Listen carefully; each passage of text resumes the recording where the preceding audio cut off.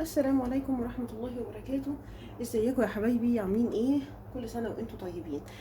سريعا كده هو فيديو سريع لعمايل خلطة القطايف.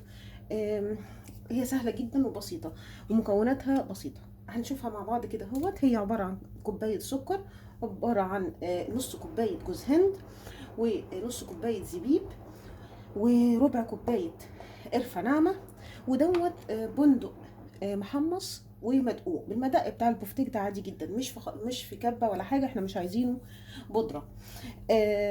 دوت اقل من ربع كيلو، يعني اقل بكتير. ماشي، نقول بسم الله. هنحط كل المكونات على بعض. ادي الجوز هند، ادي السكر، بسم الله، ادي القرفة، ادي الزبيب، وادي البندق. شوف بس كده، نحط نص الكمية ونشوفها عاملة ازاي. بسم الله، نقلب. طبعا اللي طالع ده من القرفة.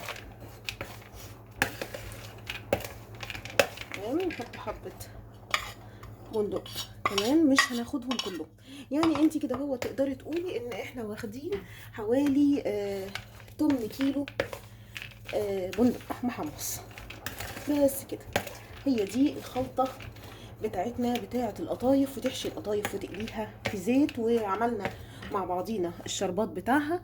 وبألف هنا وشفا. اللي عايز يا جماعة يغير البندق بسوداني، برضو السوداني يتحمص، مفيش اي مشاكل. اللي عايز يغيرها بفستق او لوز، المهم اي مكسرات لازم تتحمص. بس كده اهوت. يا رب تكون الوصفة عجبتكم، واشوفكم على خير في الفيديو الجاي. والسلام عليكم ورحمة الله وبركاته.